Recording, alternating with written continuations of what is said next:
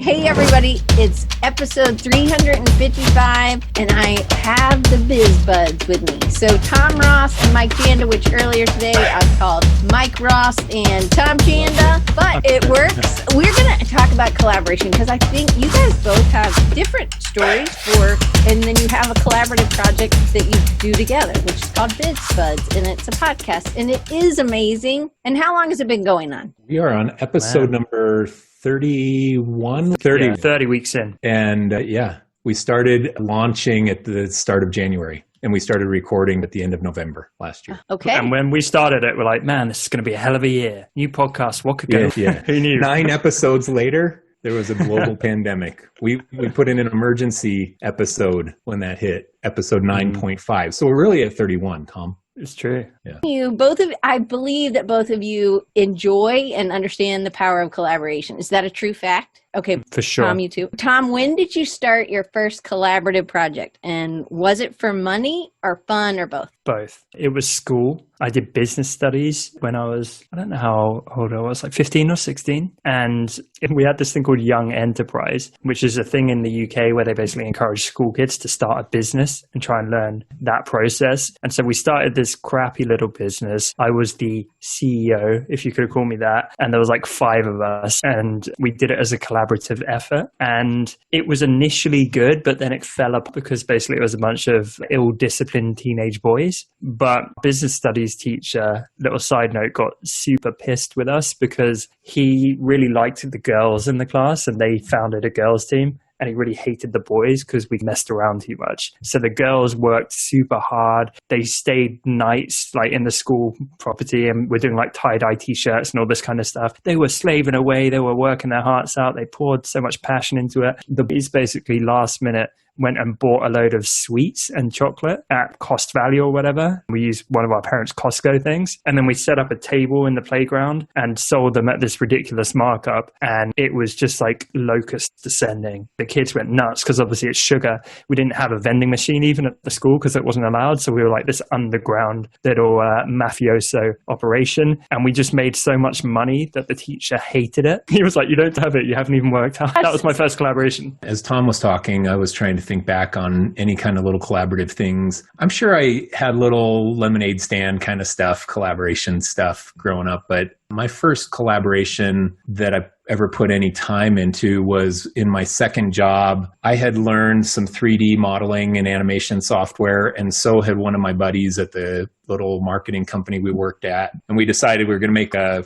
cartoon thing out of it, a little 3D cartoon. This is late 90s, 1997 or something like that. Anyway, so we put time into it. I put way more time into it than he did, and it never materialized into anything, but that was one of my first little collaboration things. Okay. Had you ever heard that story, Tom? Not like that, no. I feel like I didn't even remember that story until while you were talking, Tom. I feel like we're learning a lot about each other. I feel like we're at couples therapy and Diane's just bringing us closer together. Came together? How does Mike's story make you feel, Tom? I want to give him a big hug. No, too bad we can't hug right now. Okay, so Mike, how many collaborative projects have you undertaken? So I would consider like Riser a collaborative project, even though because you had to have other people on a team that had responsibilities. You know what I mean? So Riser, though, I owned it 100%. And so the people that I brought in were employed people. They weren't people who felt the weight of it the same way that I do. So collaborative, does that mean it has to be a partnership where there's, for you in your mind, is that the definition? I think so. I think it's a joint venture between 2 or more entities trying to accomplish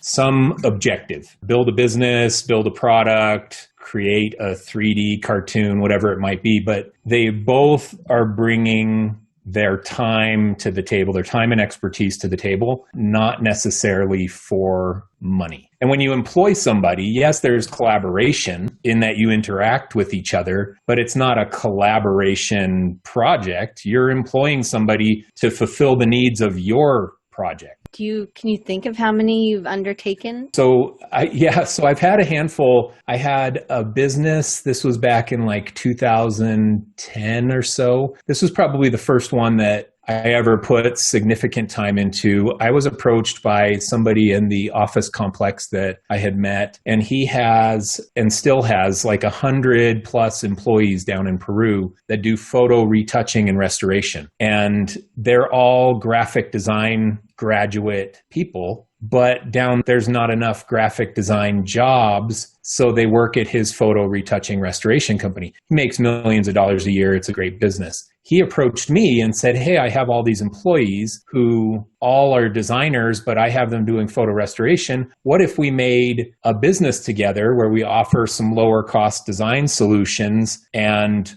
build a business, a separate business as a joint venture partnership between you and me? So I did that. We had another partner as well. And we built up a little agency called Gimme Creative and built it over a couple of years of time. I went down to Peru a bunch of times and did employee training. We hired 6-7 employees down there, did some training, went to Machu Picchu and the whole deal that you do when you're in Peru. And Jealous. yeah, it was amazing. And that put it on your bucket list. Machu Picchu is unbelievable. Unbelievable. And so we built this business. And then at some point he decided, he was the majority owner, and he decided, oh, you know what, I want to roll this into my main business. And so he bought out my interest and the other partner's interest. And it kept going. And he's still running that now as part of, he has several little businesses as part of his. Did he approach you? Yes, approached me for that and approached me to buy out my interest and the whole deal. Yeah, I just went because for me, and you had this in your questions, was the collaboration for money or was it for fun? When I was running Riser, and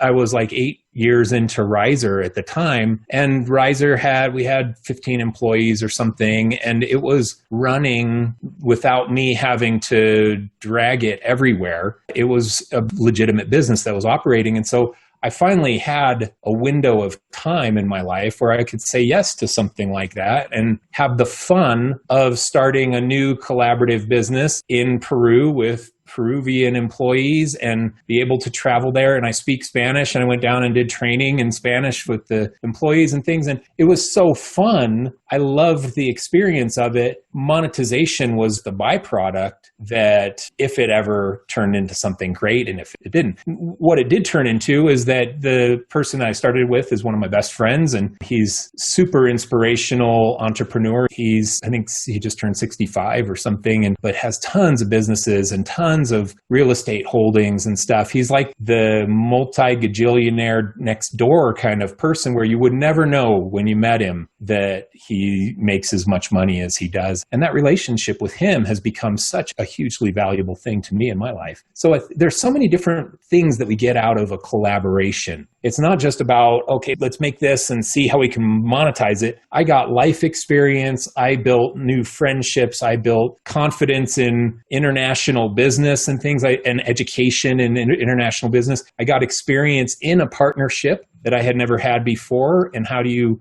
manage a partnership relationship like that in business? So there's some invaluable things that came out of it beyond just monetization. What I also hear is that you were willing to take risks because you had stability in some areas, just like he had stability in the photo retouching part, but he also saw opportunity. And you saw it as an opportunity to grow and expand, right? Yeah, for totally. you, because you hadn't done Spanish prep for people. And there was just a lot of other things that, again, you said it built confidence, but it's also that you were willing to try. Yeah. Okay, definitely. I love that. Okay, so how many others have you had? Could you count? I guess when I sold my business, when I sold my agency, that became a partnership because I had 3 business partners in the agency that I sold to. I became a minority owner of that agency, and there was another minority owner and then the 2 majority stakeholders. And so I spent 2.5 years there in that partnership and had to manage the dynamics of partners and opinions, and I no longer had veto power over every decision that was made in the business. And so I had to learn how to navigate a business world like that with partners in a multi-million-dollar business that we didn't bootstrap. It was already an established business. We had 70, 80 employees. And so it was a legitimate thing. We had to make good decisions. And so I got some great experience in that. And those start with a contract, right? Like you're not just, hey guys, you're talking about majority and minority stakeholders. This isn't just, hey, you know what? I think I'm going to let you guys be in charge for a while. And I'm right. So things happen in both, like the Peru guy and there was like lawyers involved probably, or some sort of contract. Yeah, we made an LLC with the Peru business. So we had an LLC that had partnership ownership and things, separate bank accounts. So there was a contract and agreement in that. And then when I sold my agency, huge contract. It was non-compete clauses and buyout clauses and vesting schedule for ownership and all this stuff. I was signing that and then signing an employment agreement as well. So there was an ownership agreement and an employment agreement, both of those things. And when you do deals that big, those kinds of collaborations are lawyers involved. My lawyer's looking at these contracts, their lawyers looking at the contracts and getting everybody on the same page. That's when things get a little wonky too. You bring emotion into it and you find a clause in a contract that I don't like and they do like it, and you have to negotiate your way through it. And those kinds of things are challenging for sure. And that's big business collaborations, I think.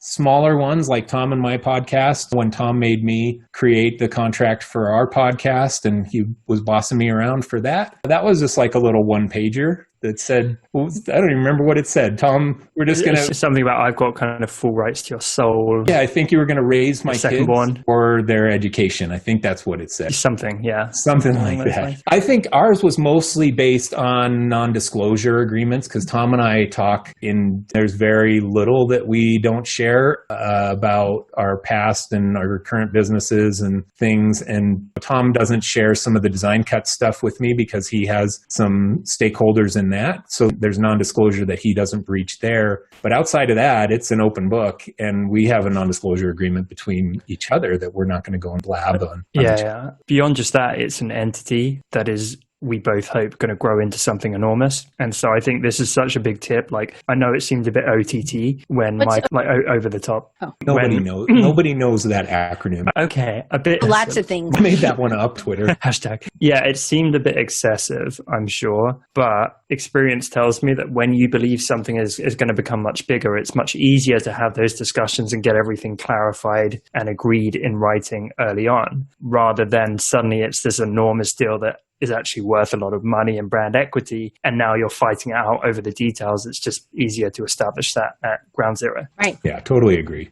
Okay, Mike, you actually asked Tom, you approached Tom to tell about that, and then I'm going to get to Tom, and so you're not feeling left out, buddy. Okay, good. Yeah, so the story on that, Tom, last year when I was starting to grow my Instagram audience, I started doing video collaborations with some of the people that were also growing their Instagram audiences, and I had seen somebody share a video of Tom, and I don't know, Tom and I probably DM'd a couple times as we met through Instagram DMs, and then I asked Tom if he wanted to do a video collab with me, and we did this video collaboration and we just hit it off. We talked for 27 minutes or something on the very first question that we were going to talk about, and just saw eye to eye in the way that we think and approach business. And then we spent another hour on the phone on our Zoom call after that and made some content snippets. So that was around this time last year. And then I was getting pressure for a few months from my audience asking me, hey, do you have a podcast? When are you going to start a podcast? And so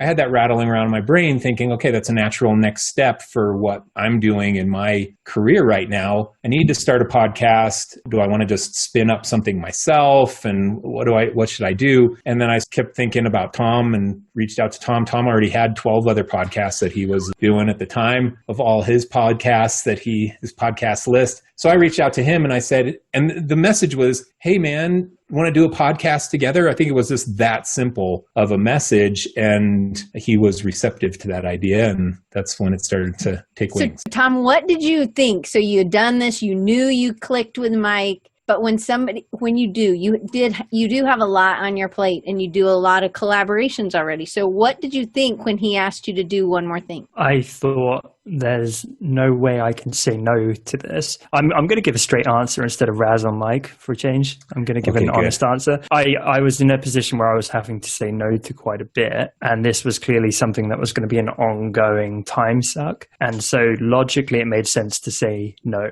But I do operate by my gut in business, and my gut just went, this is going to be something. I know it in my bones. This is going to be a good decision. How did you know that? Well, your gut, you can't always explain your gut. From experience, but there was something that happened. There was something in Mike that you could trust. Because this is what I'm trying to say. If we just said, oh, let's just trust our gut. Some people don't have good gut. So there's some things you can do. Me and Dustin talked about this when, about his little girl, like teaching his daughter when to trust her gut. And I think a fairy will happen, or like something terrible will happen if this happens. So he's, can you trust your gut on that? So think about, there must have been something. I think that so many people either, I can't trust my gut, or I can. But I actually think it's a learned tool. You learned it through many times of either it failing or then you figured out there was something about Mike. Yeah. So there were a few things. I can't even legally get into it, but one of my previous collaborations, I was very badly screwed out of a business situation. So I can't even really talk about that today. But experiences like that, being like burnt in the worst way possible, hone your gut, and it gets better over time. With Mike, there's a few things, but he often describes himself with work as like a dog with a bone. And so I could tell he was a hard worker and a grinder, because I've had equal other collaborations where it's been one-sided, and I think Mike has too. And so I knew it probably wasn't going to be one of those cases. And truly, I think my gut feel, how it's played out, has been very accurate in that this is one of the most perfect collaborations for all kinds of reasons. Actually, have I got a minute to riff on that? Hopefully that would be helpful for people. Okay. We are similar in terms of we're committed and we work super hard and we show up. So it's not like one of us is just flaking off. But at the same time, we both have our own stuff going on whereby we could be pushing it a lot more. So I think we're both operating in a kind of sweet spot middle ground. Mike's building his brand and his course, etc. I'm running my company, which means this is important to us, but it's not the most important thing. There would be an imbalance if Mike had all that going on and I had nothing going on and I was pinning all my hopes on this podcast. Then I'd probably be coming to Mike and saying, hey man, I'm putting my whole life into this thing. Why are you not pushing as much as me? So I think we have a kind of equal level of commitment, and hopefully as the podcast grows, we're going to maintain that equilibrium. Equally, there's a kind of nice division of labor where it's generally very even, and sometimes one of us will do more in one area, but the other one does more in another area. So historically, Mike's been amazing with nailing the audio intro, setting up the logo and some of the graphics, which we can use for the show, even like being more organized with the topics. And he's been kind enough to do that kind of stuff because he's full-time on his personal brand and doing this, and I'm running a company. I'm generally the one who's shorter on time, historically speaking. So he's been amazing orchestrating that stuff where honestly, I wouldn't have had the bandwidth to do it and the show might have fallen apart. Equally, more recently, he's been busy with his course and I've been trying to push some more promotional efforts and put more content out than he's been able to do. And hopefully neither one of us feels bad about that, because it's give and take. And I feel like there is a nice balance there and we're both equally giving and committed to this collective thing. And I think there's a huge kind of complementary fit as well in terms of skill set and outlook, where we're super aligned with like our intrinsic values and the fundamental stuff, which really matters in any partnership and collaboration. But Mike hits the client agency side, which I'm not so experienced in. I hit the kind of community building, brand building, digital product side and e-commerce side. And so that's a real nice mesh where we're not treading on each other's toes. We can actually be a sum that is greater than the parts. And I think that's the whole purpose of any collaborative effort. You want to say anything to that, Mike? Super nice, Tom. It's spot on. Do you feel good about it with all those reasons? Yeah, no, I think that's the biggest challenge for any collaboration or partnership is balancing the load. And that's why so many of them fail, because you envision two people yoked together, and if one of them is carrying the load and the other one's just dragging their feet, that is going to fail. At some point, the person carrying the load is going to say, "This is you're just more burden for me than carrying the load all by myself." It's not going to work out. So I think that there's some metaphoric perspective there that is why so many collaborations and partnerships fail, because it's hard to find the balance. And Tom and I are both in a situation where BizBuds is completely a side hustle of a side hustle. It's And so it fits in the spectrum of our lives in the same place. And we both do a good job of balancing the effort where neither of us feels, hey, I'm doing all this. I'm doing all the work. Some of that has to do with the editing of the podcast itself. We outsource that. That's a good point, right? So Yeah. I used my guy Marco for that. So Mike doesn't even have to worry about that piece. And if he started a podcast himself, he would have had to get all of those bits in place. Figure it Whereas out. I already had a machine I could just run it through. Yeah. And we So split I'm the like, cost cool, on it. that's Marco it. invoices me every month and invoices me for half and Tom for the other half for editing together the podcast and posting it and doing all of the production side of the podcast. So Tom and I just jump on for 1 to 2 hours a week and riff on the topic list that we're talking about. And then the rest of it just automatically goes, other than our marketing efforts, which is usually shouting out to our audiences and things. So there's just a balance, and that's what you got to find. And that's why it's hard to find a good collaboration, a good partnership, because it's hard to get it in balance like that. So, Tom, I'm asking you the same thing.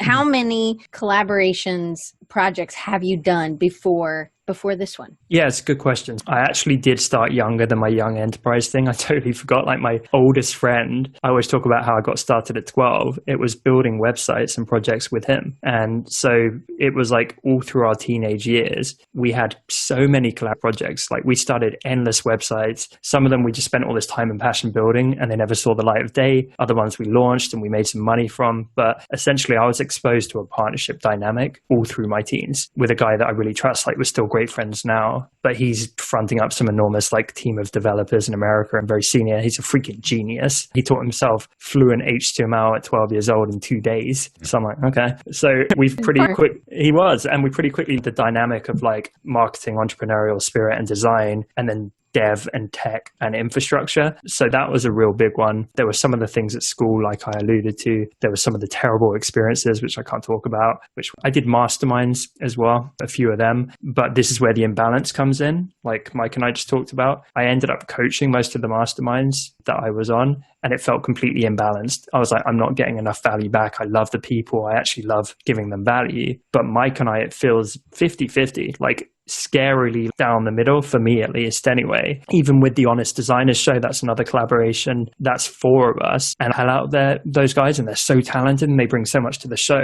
But I think it's widely accepted that the dynamic is almost I'm overseeing and hosting and trying to keep the flow, and they're bringing all of their value. That doesn't really happen with Mike. It's literally 50-50, and I feel I learn as much from him as hopefully he does from me. So that feels good. The Honest Designers is a different dynamic. So do you want to tell them about how you asked them? Yeah, I can't remember exactly how, but basically I had the idea of these are people that we work with. I really like them and I'd like to be better friends with them. And so from a personal standpoint, I was like, these seem like my kind of people. This would be fun. On a business standpoint, I knew in the back of my mind, becoming good friends with some of the key people you work with is probably a good idea instead of never speaking to them. So we actually started it as a behind the scenes mastermind, which was never meant for air. We started it as 4 people that became friends and had a group therapy session once a week. That was it. And so we had this hive mind. We shared our problems, what we were going through, and we consoled each other and gave business advice from all these different angles because we had different backgrounds. And then we were like, this is really valuable, these discussions. We should probably record this. So being the savvy entrepreneurs we are, we recorded a video of the Zoom chat and we published it on Facebook, and we had an hour-long video on Facebook that no one freaking watched because who wants to watch an hour-long video on Facebook? And we're like, damn, no one cares about these discussions. Maybe we're not so smart after all. Mm-hmm. And then after a few times of doing that, we were like, this is a really dumb strategy. This is clearly better suited as content for a podcast. So we extracted the audio, did it properly, launched it as a podcast. And I think the first episode got like 16,000 listens or something like that because we pulled our collective audience. And then it took from there. And I think now it's had 1.7 million downloads or something. Truthfully, if I'm being honest, I feel like I'm cheating on a partner here. I think BizBuds is going to be bigger in the long term. I do. Don't tell the other entrepreneurs in a public recording like this. But what if you think about it, you came to them and they're amazing and y'all are amazing, but you've always had that host feel. You wrap it up. You need it with 4 people. It would be a mess otherwise. But you also shouldered the burden but from the beginning, you were shouldering the burden of hosting it, putting the podcast up, doing the tech stuff of it. It wasn't like, okay, Ian, this week's your week, buddy. Forget the lettering. You're going to be editing the audio. So that was always on you. But then you saw where it could go. And so then you have other things that you've done that are audio, and then you went to video with this. But you see the potential of the community aspect of what you were able to do with that collaboration, right? Okay. Yeah, definitely. And it's worth noting that with that whole thing of the sum is greater than the parts, that absolutely plays out with business and marketing. I did with that podcast with BizBuds. Mike and I are both siphoning our audiences. So you get this kind of cross-pollination that happens as well. That's another great benefit of collaboration. Like I wouldn't have the download numbers that are there without the collective contribution. They haven't all come from me, of course. Okay. So one thing I heard is, and maybe this is something that I should have written down in a question, but you said, or it seemed like you both said, where you both wanted to take it. So there was clarity of where it could go or what it was going to look like if you kept doing and showing up. Was there ever, hey, let's try this for 3 months and then we'll see? Or was that ever there was not a time? I don't think so. No, I think it was, hey, do you want to do a podcast for the rest of our lives together? I think that's pretty much what it was. I do. Yeah. Big commitment, right? Yeah, and that's why you got to hesitate in starting. We knew that it was going to be the hamster wheel, that once you start, it's weekly episodes and you got to show up. And don't start a collaboration if you're not willing to see it through. That's a piece of advice for people watching this. You got to know what it's going to take to get this to achieve what you want it to achieve, and decide if you really are committed enough to do it, because it is a lot of work. It does take a lot of time. It takes preparation. It takes a ton of interaction back and forth with the people you're collaborating with. It's a time suck, as Tom calls it. And so you gotta be careful jumping into these collaborations or it'll fail. That's something you ask someone, like, did you think about that when you were talking to the Peru guy? Did you know the Peru guy? I knew what it was going to take to do that for sure, because I had started another business. So I knew the effort that it was going to take to get a business off the ground. But it was too exciting of an opportunity to not do it. And that's how I felt in this collaboration with Tom, too. It was like, okay, yeah, I could do a podcast myself, but Tom and I could talk for 4 hours straight on a topic. And that's why we love our podcast, because it's our long form content. Yeah, we make 10 slide carousels with 400 words in it, and that's your content. That's not big enough for Tom and I. We're both long-winded. We both love actionable content. We both love giving you 10 numbers instead of 2. You know, your step-by-step guide from Tom and I is not going to be the one step to launching your business. It's going to be the 47-step version. And so we're both aligned that way. And it's really, I think, cathartic for both of us to make the content together, because it lets us, in this format, get all of our thoughts out, get every idea we have, so that we can deliver it to people and hopefully help them in their careers. You're like a s'more. When you're heated up, you're better together. It is. You know, very few people are savant.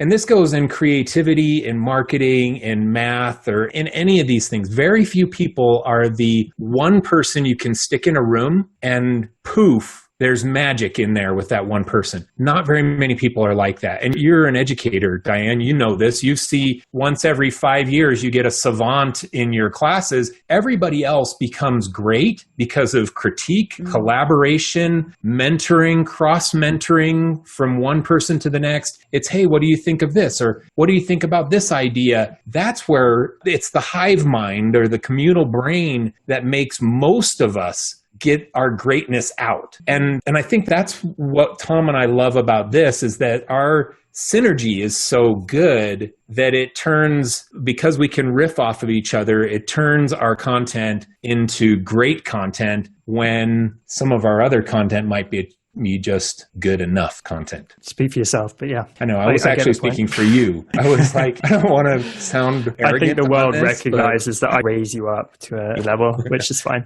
It is just the accent. I've mentioned that so many times. He's practicing. If Tom had an American accent, nobody would listen to him. I'd have 10 followers. With, like, just riffing on that, I think it sharpens you. Like it legit makes you smarter because you learn through osmosis of the other person when you spend that much time together. And it's more fun. Like it's so much more fun. I did a solo podcast. That was my third podcast, which I don't do anymore. It was fun because I did hardcore Q&A at scale, but talking into a mic on your own is a pretty weird, lonely feeling. It's like a good exercise to build that confidence. But man, being able to like riff off someone in real time is just so much better in my opinion. And it's just brainstorming. If you are comfortable that nobody's going to steal your ideas and they really want to make you better, then they'll just give it all because they're not doing the same project. And so then it's where we can iron sharpen iron, or this is where we really can get better and stronger. But you do have to have somebody who's you trust that isn't going to steal the idea. I don't give a crap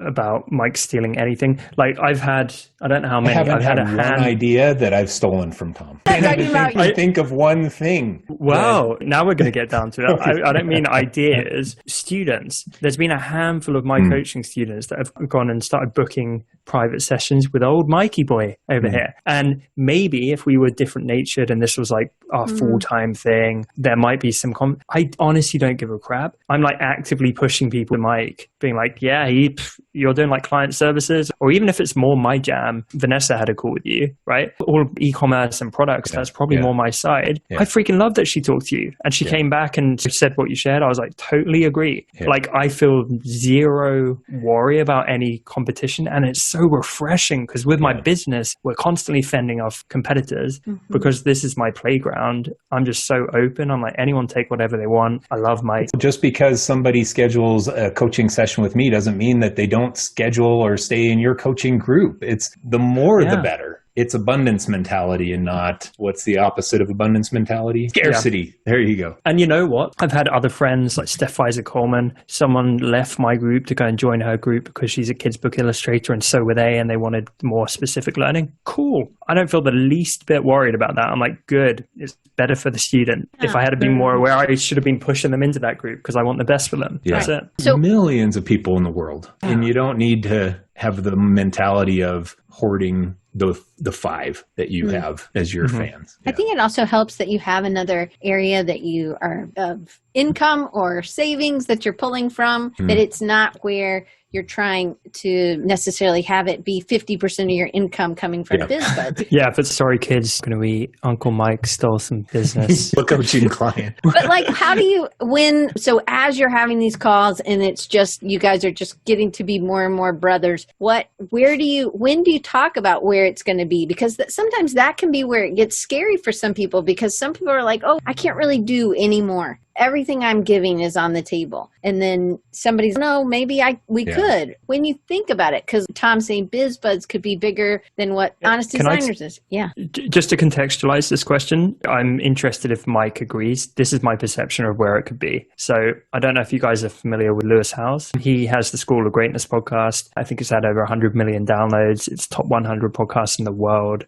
He's leveraged that, and that's been his primary vehicle of building his audience and brand and name and personal brand. On the back of that, he's had best-selling books. He's built a very lucrative business. I think he's worth like $10 million now, last time I looked it up. And it's all come off the back of this podcast being the pillar piece that everything's grown from. Maybe it's shooting a little bit high, but I think that could be BizBuds in a few years' time, because he's done that podcast for a lot of years, nearly a decade or something. He was early. I legit think with the right execution and persistence, that could be BizBuds, because I'm that proud of the quality of content, and I think it actually sits above the majority of what's out there in terms of pure quality and executional. Yeah, basically making it super executional for people. I'm lost for words. I've been on live sessions all day, but you get the point. Yeah. But is that something y'all talk about, or you talked about at some point? Well, is that scary, Mike, for you? I want to conquer the world kind of guy. And so if this is the bone that I'm chewing, like you said at the beginning, then I want to chew it until it's gone. And so that's my mindset on everything I do. That's what drove me to build my agency. That's what drove me to get the clients that I had. It's what drove me to build my personal brand audience on Instagram. It's what drove me to build my course. Everything is just, I don't want to have it be just fine. I'm not going to be satisfied until it's great. And greatness is defined for me, competitively, oftentimes it's looking around and saying, hey, there's so-and-so person, they got a huge audience. So they're getting tons of downloads on their podcast and we're not. Time to figure out how do we level this up? And so I'm committed to pushing this for years to come. We love doing the podcast and the collaboration and our relationship. It's been great. I don't see any reason why this isn't going to become our tentpole piece of content. That's what Tom and I talk about. I think that this could be the tentpole content that we create. Do you mind if I'm super transparent about our numbers, Mike? I don't mind. Cool. So it's like we have this enormous ambition. Like I legit want 100 million downloads. We've been doing this 8 months. We only got 35,000 downloads. We're barely scraping 1,000 downloads an episode, but we haven't deployed that much into marketing it. We really haven't. It's just spreading pretty organically at this point and doing cool stuff like this. But it's growing. Not that long ago, it was like 3,000-4,000 downloads a month. I think this month might be the first one that's going to be around 10,000. So we got 35,000 downloads so far this year, and we're in August now. If we keep going on the trajectory we're on, it's going to be more like 75,000. And I predict it's going to top 100,000 in the first year. But it's going to compound. So year 2 is not going to be 100,000. It's going to be a lot more. Yeah, maybe it's going to be 500,000. It's going to be a lot more. Year 8 is where it gets super interesting because it keeps building. Yeah, and that's where you go, holy crap, we got 100 million downloads. And this has been a career defining thing because I took a punt on this giant man sliding into my DMs back in 2020. We are the same height. Yeah, but he's 5 times wider. Like, no, 5 times. So here's a story. We had Mike for one of our events at my company, Design Cuts. My creative director had to creatively direct the graphic showing all the speakers, and they had to Photoshop his shoulders smaller because it looked like they were like joke shoulders. They were just like looming over the other speakers. I decided in my mid-20s when I knew I wasn't going to have hair, I can either be 6'3", bald dude with glasses and wimpy, or I can just go with this as my brand and hit the gym and turn it into my persona. So I chose that. So there's another part of a relationship like this. It's, I think, one, you've had to find character traits that from life, from friends who have been committed and you have drive and you have opposite things that you can offer. But then where's grace come in? Not a person named Grace, but literally grace for each other. So when is just up against a wall, what do you do? Or when Mike's moving, what happens in those times? Because that's life. And if you're committed to doing this for however many years in an indefined number, you have to have, that's about your character, right? Yeah. We roll with it, and we always try and be ahead on episodes. So episode 30 just launched, and I think we have number 33 already done, or at least 32. We at least have the next 2 weeks. In the early days, we had 6 weeks ahead or something, and we lost that because, like this morning, Tom had a live event for his audience, and Wednesday morning is usually when we record our podcast. So we try and get ahead, and we try and roll with it on schedules and things, and I had to cancel some when we were in the middle of selling our house and moving and things. So we just roll with it. I think as long as we can be a week or 2 ahead, we're winning. The ideal is to get 4 weeks ahead. 4 or 5 weeks ahead. Because it gives you the buffer, right? It gives the buffer to cancel. Or get sick or anything. But I think it's commitment, and I know Mike has this in spades. I know I do as well. It's like a real entrepreneurial trait. You just keep showing up. And case in point, the Honest Designer Show, we've been going more than 4 years now. We've never missed a week, I don't think. And we've come damn close. We've been like 2 months ahead at some points, and we've been recording on the same day and getting it edited and just put out in time and rushed it out on other points. But we've shown up every single week, and that matters, I think. It does matter. It absolutely matters. Okay, so if you were just listing characteristics for people, if they're going to do a project, and these could be shorter projects, I think for people who haven't ever done a collaboration, do you think that would be maybe something good, is to pick something shorter, maybe not a podcast to start, but maybe something that you could do as like a 4-week thing to just see if you have the right jam together, right? Yeah, I didn't mention this, but when I was doing video collaborations, riffing on topics last year for my Instagram content, it was a bunch of collaborations. It was collaboration content. The commitment, my first one with Tom, was that we spent an hour and a half on the phone. And then I edited all the content and cut it all up and put subtitles in some of it and posted it and things. That was all the commitment was. It wasn't like, hey, Tom, will you podcast with me forever. It wasn't that. It was just this, let's make a few pieces of content together. And I think that's a great way to start any kind of collaboration, just to see if you mesh with people. I didn't ask any of the other people that I collaborated with last year, and there were dozens, to do a podcast. It was Tom. Tom was the right fit, but I did a lot of other collaborations with people who I love, and they do great content, but they weren't so synergistic that it was a good fit for me. So it was good experimentation. And I think that's what you're getting at. Do a small collaboration before you launch into the eternal relationship of blending your two brands together on some kind of piece of content or business or whatever it might be. Tom, do you have any other characteristics you would say? I love what Mike just said. It's basically a minimum viable product and validation. I talk about those two things all the time. Do some small, low commitment thing just to test the water. When you say characteristics, you mean characteristics I look for in another person thing? Or you could tell me a red flag that you would be like, it's like the synergy. I would love a little bit more explanation of synergy. But that's really who you synergize with. It's not, oh, Mike synergizes with people who are 6'3" and thin, tall. That's not it. It's, do you know who you have synergy with in your life and who revs you up, I guess, maybe. Yeah,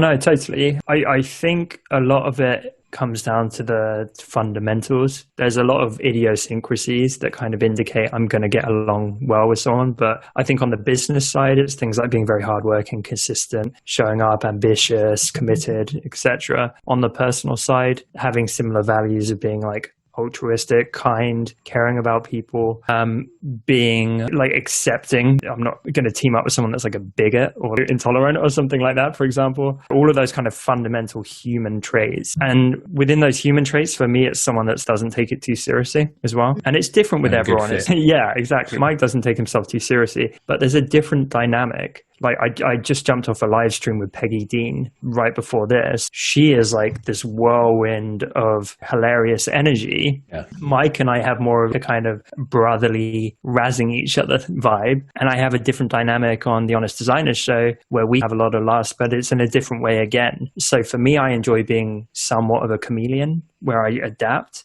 but I'm only going to adapt to a point. If Mike was like super serious and we could never have a laugh, I'm out. Like I couldn't sustain that. Sometimes I only want to have laughs. I'm like, oh man, we have to give content. I'd rather just give jokes. He says jokes. It's basically him just poor impersonation of an Englishman. My impersonation is cracking spot himself on. up. It is spot on. Do you want to tell us, or is that a certain episode that they can go and listen to? It's pretty much every episode now. I know. I've been working on it. I think there's a pool of people that deeply enjoy it. I'd imagine there's probably a pool of people that don't enjoy it as much, and they're just like, they like it. They like it. We have 8 minutes left. This is going to be like super. Let me share, Diane, before you jump into that, one of the characteristics that wasn't mentioned of what can make a good collaboration, I think it's a true desire for a win relationship. That you want this to be as good for your collaboration partner as it is for you. And if that's out of alignment, then I don't think it's going to work. And that's what I genuinely want out of this for Tom. I want Tom to build his brand reputation. I want Tom to share his knowledge to more people. I want it to be successful for him. I want it to have an impact on his business, on his personal brand business, and on his Design Cuts business. I want all those things for me too. Exactly. And that's why it's a win. Tom wants to win twice. Yeah, and that's why it works for him. Yeah. I think I'm really blessed. I feel like a lot of friends that are like that. And I'm very thankful that y'all are my friends. But now I have like super fast questions. Okay. Yeah, I know. I'm skipping some. But I'm trying which of these would be. So Mike, you have experience from this. I know, Tom, you've had experience with this too, maybe in two different sides, but quickly, without any NDAs, but as it's ending, how do you, like the guy who ended it in Peru, how did he come to you where you still felt he's your friend? Because that ended really well. Yeah, it ended really well. He showed up and with a check, and it was a big amount of money, and said, hey, this has been great, but I want to roll this into my family of businesses. So I want to buy out your shares. Here's a check for what I think your shares are worth. And I was like, it's very generous. Thank you. Was that. In left field you weren't planning for? Out in left field, yeah. Yeah. And admittedly, it was at the end of the year. And I think there was some tax benefits for him doing that in December and things. So it wasn't quite out of the blue because he knew that I was still 100% owner of Riser and I was still in the grind of my own agency. So that one was a little bit out of the blue. But in answer to your question, the right way to do it, and I'm not saying that was wrong because it worked out great and we're still great friends. The right way to do it is don't surprise your collaboration partner. Tell them, hey, I don't really feel like this is working out quite right for me, so I'm struggling right now. Just that kind of conversation, open-ended to your collaboration partner, can result in the conversation that you should be having. Okay, what's not working out? What should we change? Or should we abandon it? Or should we pivot? Or what needs to happen next with this collaboration? And you can have that conversation. I think that's what's the right approach to doing it. No one wants to feel blindsided. Sorry, I'm listening to every word. I just had a really beautiful view. Taking a selfie. It's like a playing, you can't, let me take it. Yeah, let me take it. Right in the middle of this. I'm very narcissistic. I also think it's just being open. So it's just like a friend, treating them like a friend. I was talking to somebody yesterday, and I actually think all my clients, I treat like friends. So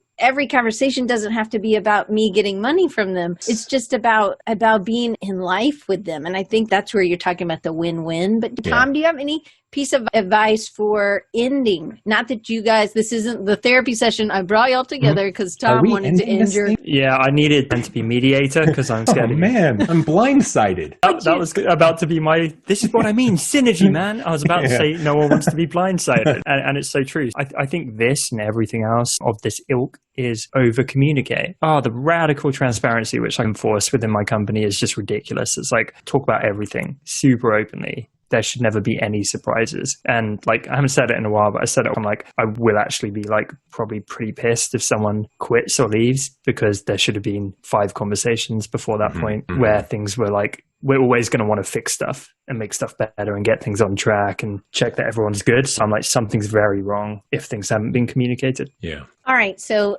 I really appreciate you guys.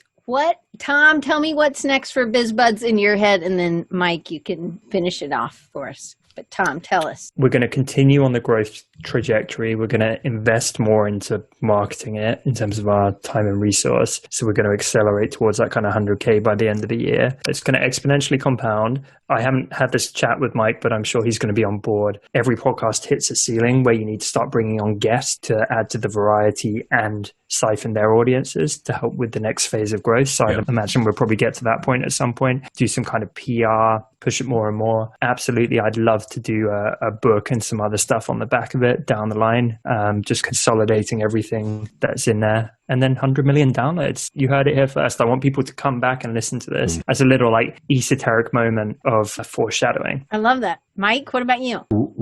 I agree with that perspective. I try not to project too far forward in my life now. I spent a lot of time in my life, and I think I talked about this maybe on one of our podcast chats, Diane, and I know I have with Tom, but too much time looking at the top of the mountain and not enjoying the path that I'm on. And that's been a challenge in my career. And I'm not doing that with BizBuds. I'm not staring too much at the top of the mountain. I'm just enjoying making great content. And I look forward to my chats with Tom on Wednesday mornings when we record, and just enjoying that. I did throw a little nugget out to Tom a few weeks ago about maybe doing a course at some point in the future. And we have a good idea. Keeping that on the down low, my friend. You said we were going to do a book, man. I never heard about a book before. Then Tom was like, yeah, I'd love to do a book. I'm like, what book? If you think about it, Lewis Howes, you've written books, so you're right. I've been down that road.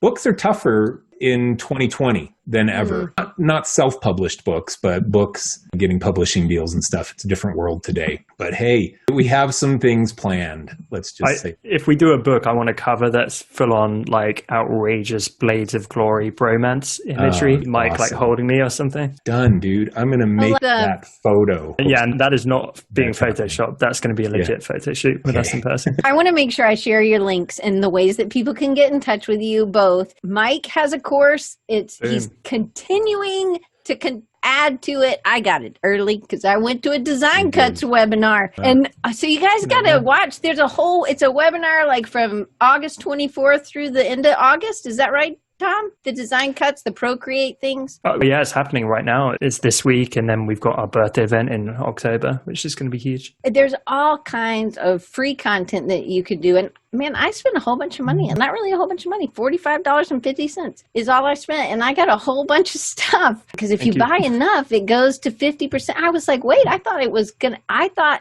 getting the best. Anyway, it was 2:30 in the morning. I couldn't sleep. So Diane sits on the couch with a bag of chips and her wallet at 2:30 in the morning. She's ready to go. I love that there's always content for me to consume that's teaching me better. I love Mike's. It's different kind of content. So one's helping me be a better artist, and one's designer, illustrator, and then one's helping me to help people and listen and do better with my business. Not that Tom's not helping me do business. Anyway, Mike's course is the best course in the world for freelancers, and I'll go on record saying that. Over 40 hours now of content. Yeah. Anyway, okay, so if you want to check it out, go to michaeljanda.com. If you want to go to that course and pick that up today, you can go to morejanda.teachable.com. Now, or freelancewithjanda.com also, yes. That's okay. No, but the More Janda one works too. Okay. And then Tom, is this still just a sign up at tomross.co? Yeah, but this is another first announcement. I'm getting a massive website built out starting next week, which is going to be a repository for about 1,000 pieces of my content that's going to be searchable and browsable. So you can search like hiring, and it will be like, here's 3 podcast episodes and 5 videos and 3 articles that explain how to do that. That's awesome. So tomross.co, and then Instagram, you can get More Janda